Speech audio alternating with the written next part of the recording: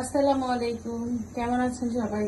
আজকে আমি রান্না করব কচুর শাক ভাজি, চিংড়ি মাছ দিয়ে, দুন্দুল দিয়ে, আলু দিয়ে আর ডাল। ডাল হচ্ছে, এখন আমি কচুর শাকটা বসাবো। এখন আমি কচুটা বসাইতেছি।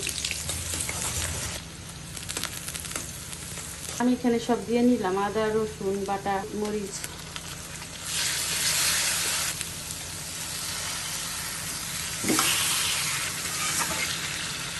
এখন আমি দুন্দুলের তরকারিটা বসাইতেছি।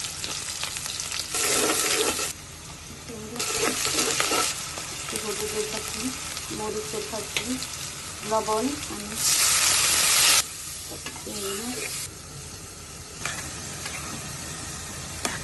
কষানো শেষ।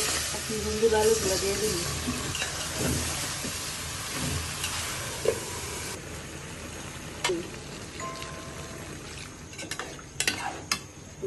দিয়ে দিলাম।